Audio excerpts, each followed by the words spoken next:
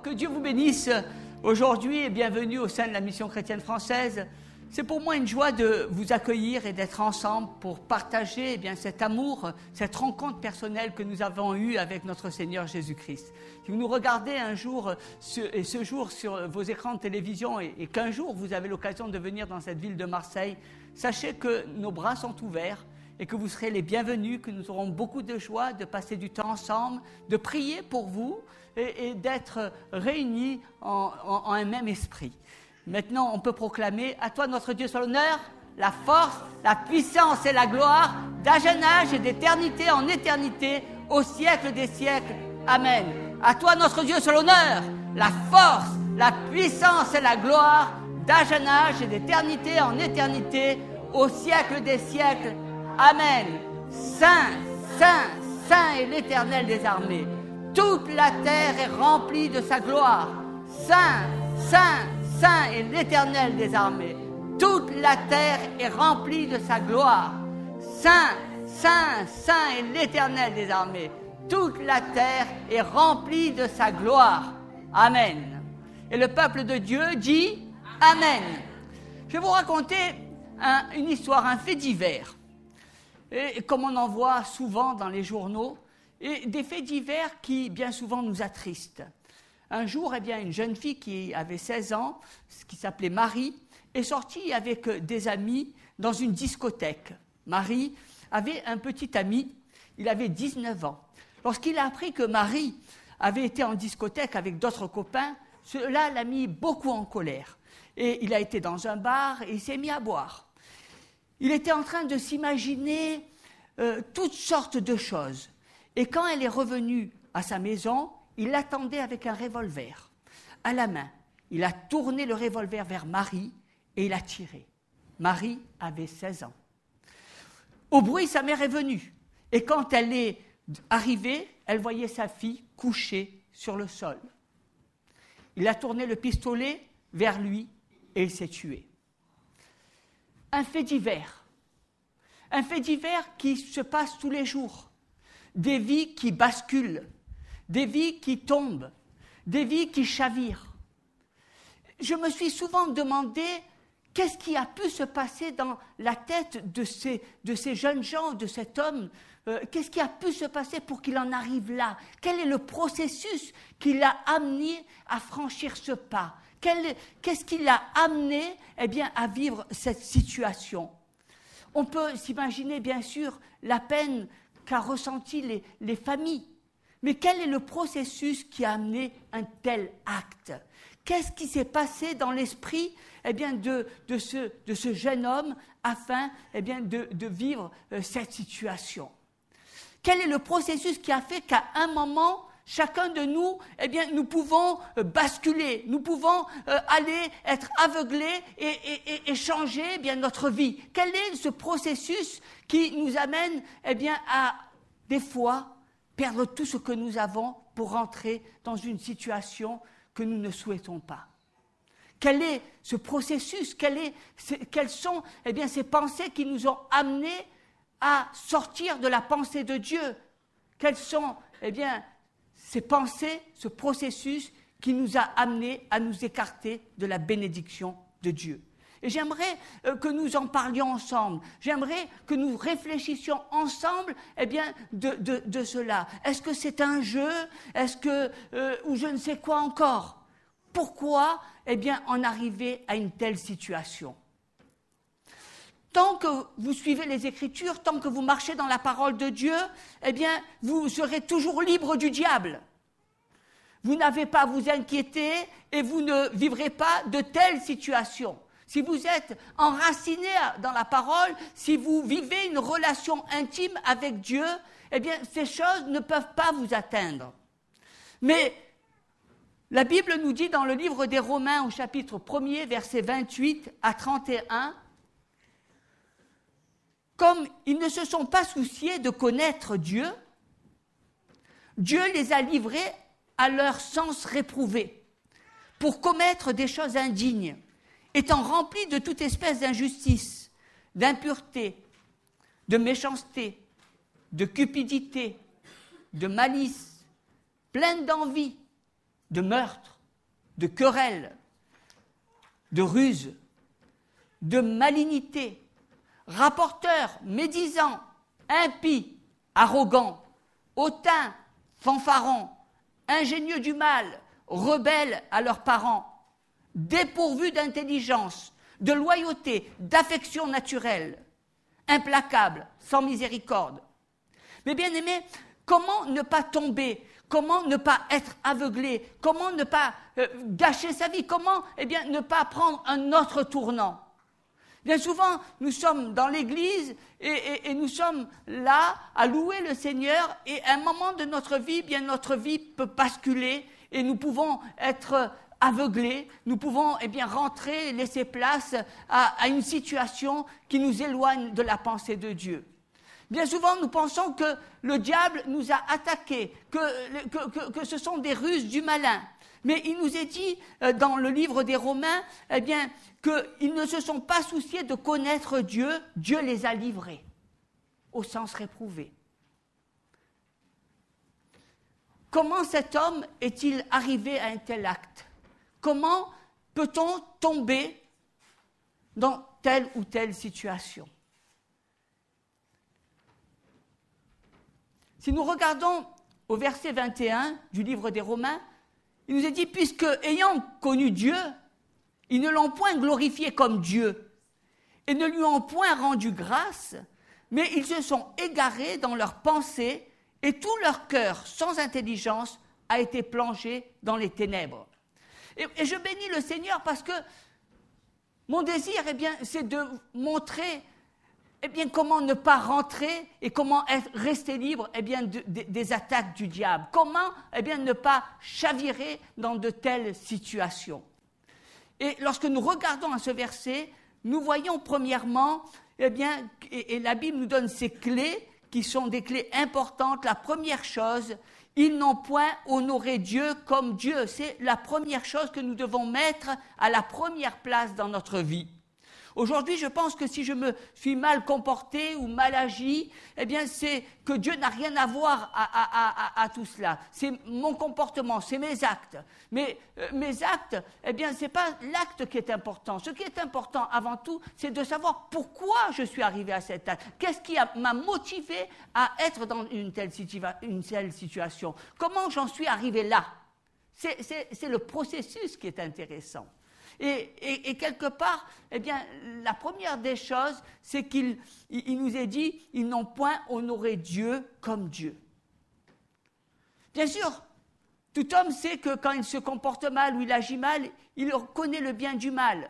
Et il se dit, je me suis mal comporté, j'ai eu une mauvaise attitude. Je vais demander pardon à Dieu. Mais ce qui est beaucoup plus important, c'est pourquoi j'ai eu une mauvaise attitude. Et comment je suis arrivé à ce résultat? Et comment j'ai pu être aveuglé à un moment donné dans ma vie?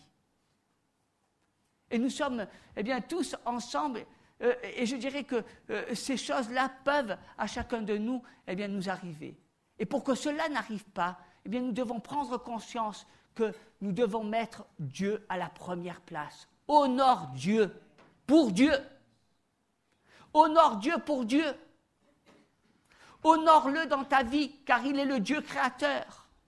Honore Dieu parce que tu vis par Dieu et tu appartiens à Dieu. Et cela est formidable. En honorant Dieu comme Dieu, si tu le reconnais, la bénédiction de Dieu dans ta vie et que tu honores Dieu de tout ton cœur, alors à ce moment-là, ça te gardera du deuxième pas.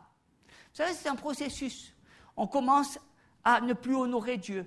On commence à ne plus avoir d'intimité avec Dieu.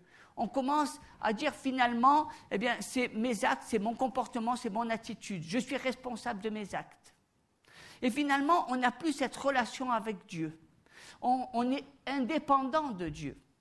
Et cela nous amène bien souvent à notre perte. Et le deuxième pas, on commence à ne plus remercier Dieu. Regardez toujours au verset 21 du livre des Romains.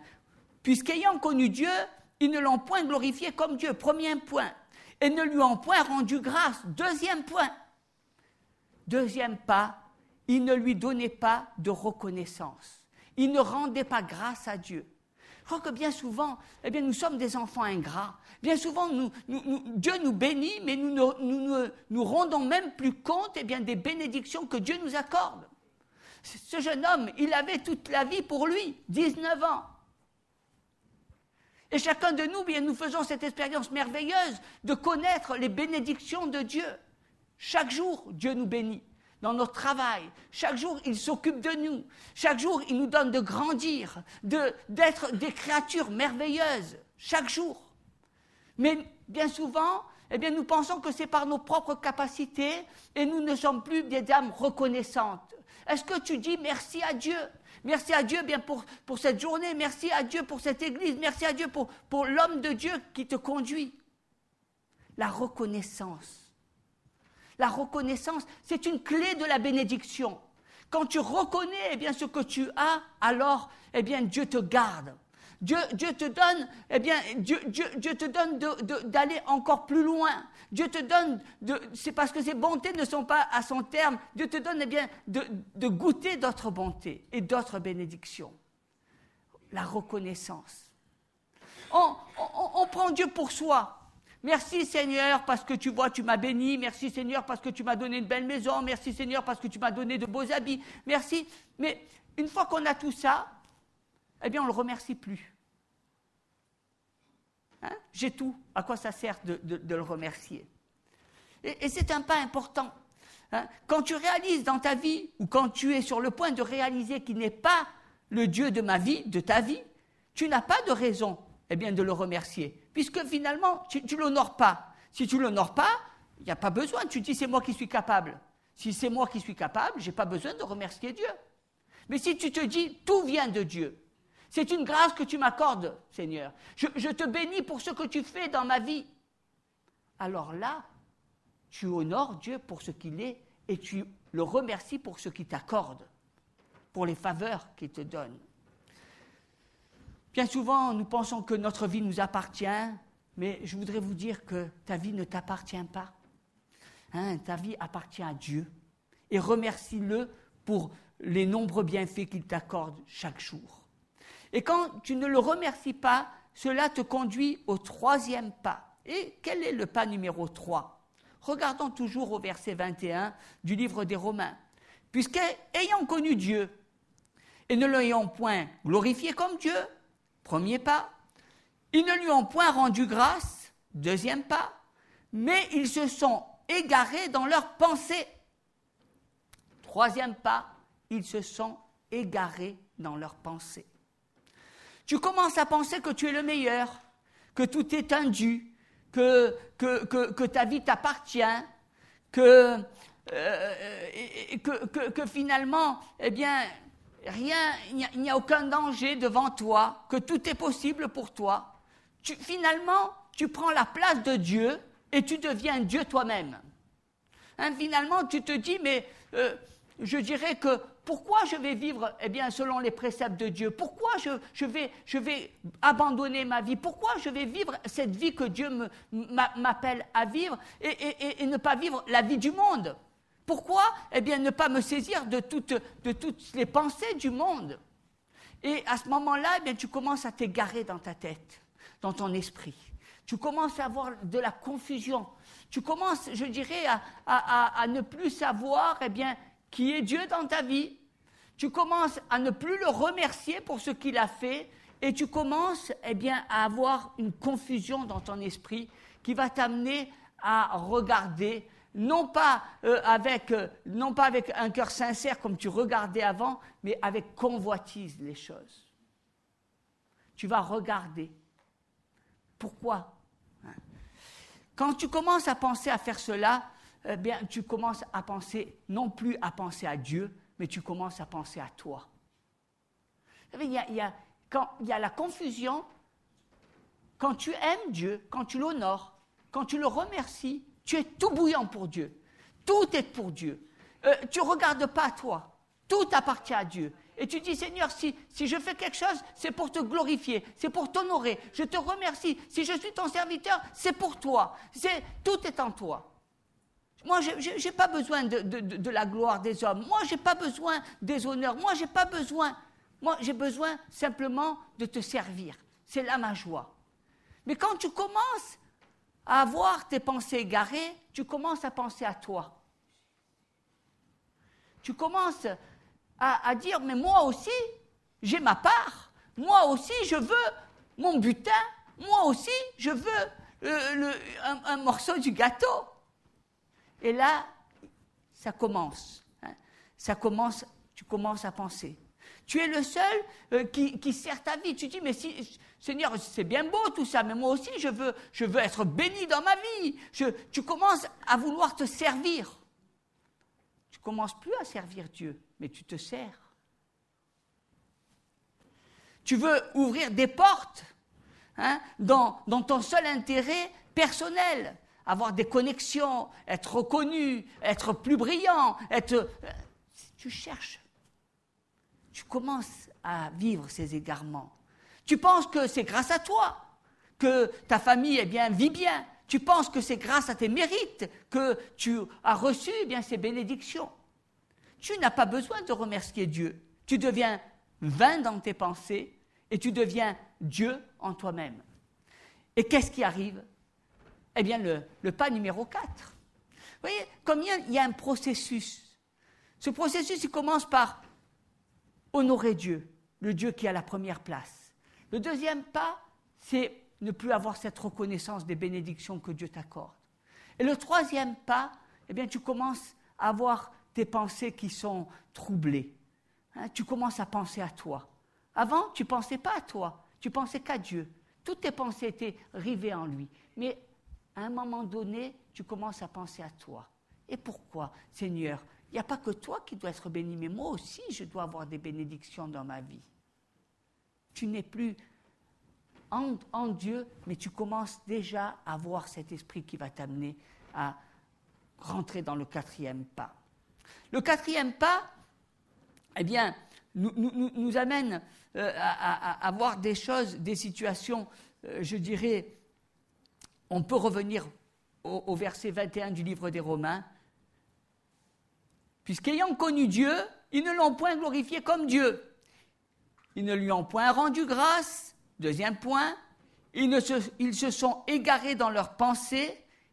Et le quatrième point, et leur cœur sans intelligence a été plongé dans les ténèbres. La lumière s'en va. La lumière s'en va de ton cœur. Les ténèbres remplissent ton cœur. Vous voyez, à partir du moment où ces choses, le quatrième pas, c'est « et ton cœur sans intelligence a été plongé dans les ténèbres ». Quand tu veux quitter Dieu de tout ton cœur, le faire changer de place et qu'il n'est pas à la première place, que ta vie, tes désirs prennent la première place, alors à ce moment-là, les ténèbres commencent à venir dans ton cœur. La lumière s'en va de ton cœur. Les ténèbres commencent à remplir ton cœur. Quand tu ne lui donnes pas de la reconnaissance pour ce qu'il a fait pour toi, tout à coup, tu deviens ténébreux dans ton cœur. Et c'est ainsi que toutes ces choses diaboliques, arrivent. Ensuite, les ténèbres prennent le dessus dans ta vie. Lorsque nous regardons, lorsque notre cœur n'est pas entièrement à Dieu, nous commençons et nos pensées sont troublées, alors la lumière n'est plus. Et à ce moment-là, nous voulons rentrer dans l'esprit du monde. Et on comprend que cet homme qui était rentré dans ces ténèbres a pu mettre fin à la vie de cette jeune fille. On peut aussi comprendre qu'à un moment dans notre vie bascule parce que nous sommes tellement troublés, nous sommes séduits par les choses du monde et qu'à un moment donné, aveuglés, nous puissions tomber dans les ténèbres et perdre notre bénédiction. C'est un processus. Et ce processus, bien souvent, nous le vivons sans nous en rendre compte, pas à pas. Pas à pas. Et nous nous retrouvons confrontés à des situations que nous ne comprenons pas. Pourquoi ? Le pas numéro 5, ce sont des gens qui pensent qu'ils connaissent tout. Mais les ténèbres ont rempli leur cœur. Je sais faire ça, je connais. Ils sont prêts à échanger la gloire de Dieu pour des choses humaines, corruptibles. Ils sont dans la chair. Ils sont dans leur sens. Je me souviens souvent de ces jeunes gens qui avaient un beau regard, ils avaient un cœur rempli de l'amour de Dieu, et puis un jour, ces personnes, la lumière de Dieu, eh bien, les a quittés et a quitté leur cœur, et j'ai vu ces personnes changer. Souvent, je ne comprenais pas, je disais, mais pourquoi, Seigneur, regarde comme ces personnes, elles sont remplies de Dieu, elles ont l'amour de Dieu, dans leurs yeux, il y a tellement de brillants, ils sont tout pour toi, ils sont beaux, et tu les aimes, et tu les bénis, et puis, quelque temps après, 6 mois, 1 an, des fois plus, tu vois, les gens, ils ne sont plus les mêmes. Ils ont quitté Dieu, ils sont dans les ténèbres. Et tu ne comprends pas, tu te dis, mais pourquoi? Pourquoi? Tu as été béni, Dieu t'a béni, tu étais tout pour Dieu, tu étais le premier à te lever pour servir Dieu, tu étais le premier à le louer, tu étais le premier à te lever pour dire, si tu veux de moi, Seigneur, eh bien, je veux te servir. Et quelques mois après, ils sont passés par ce processus et ils pensent à leurs amis, ils pensent à leur vie, ils pensent à leur satisfaction, mais ils sont dans les ténèbres. Et la bénédiction les a quittés. Ce sont des choses auxquelles le Seigneur nous donne de réfléchir. Ils n'honorent pas Dieu. Ils ne lui donnent pas de la reconnaissance. Ils se sont égarés dans leurs pensées. La lumière s'en va de leur cœur. Ils échangent le Dieu incorruptible, le Dieu éternel, pour des satisfactions corruptibles. Au verset 24 du livre des Romains, il nous est dit « Dieu les a livrés au penchant de leur cœur ». Laissez-moi vous expliquer pourquoi Dieu a agi ainsi. Cela ne signifie pas que Dieu ait dit « c'est ok, je suis d'accord ». Cela signifie que Dieu les a laissés libres d'aller dans leur propre chemin, dans leur propre choix. Puisque, finalement, tu n'as pas besoin de moi, dit le Seigneur. Alors, fais ce que tu veux faire. Fais tes erreurs. Tu vois, Dieu nous laisse libres. C'est parce que nous ne l'honorons pas, que nous n'avons pas de place pour lui dans nos vies. Alors Dieu dit, ok, c'est ce que tu veux faire. Dieu nous donne le libre arbitre. Parce qu'ils ont rejeté la connaissance de Dieu, Dieu les a laissés à leur propre perte. Soyez prudents. C'est ce qui arrive quand vous arrêtez de toucher à la gloire de Dieu. De l'incorruptible de Dieu, ils vont à des choses corruptibles. Mon message aujourd'hui est comment te garder du diable. La première des choses à laquelle tu es invité pour ne pas vivre de telles situations, pour rester dans la bénédiction de Dieu. Et ce sont des clés pour toi de victoire. Ce sont des clés qui vont te donner d'être l'homme ou la femme que Dieu a choisi afin que ta destinée soit parfaite dans le Seigneur. Honore Dieu. Premier pas. C'est la première chose que tu dois faire dans ta vie. Mettre Dieu à la première place. Chaque jour de ta vie. Tu dois être sûr qu'il est à l'avant de ta vie.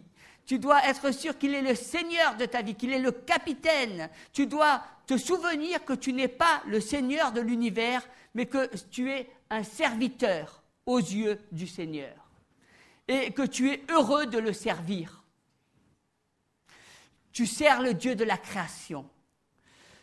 Que tu es heureux d'être son enfant. Que tu es béni d'être son enfant. Que tu es béni d'être assis à sa table, c'est une bénédiction que Dieu t'accorde. Que tu es ravi de l'adorer.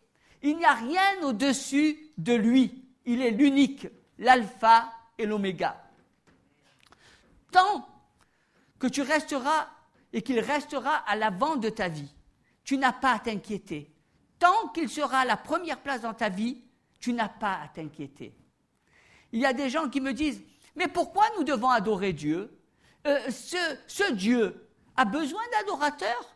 Dieu a-t-il besoin de m'entendre dire chaque jour, je t'adore?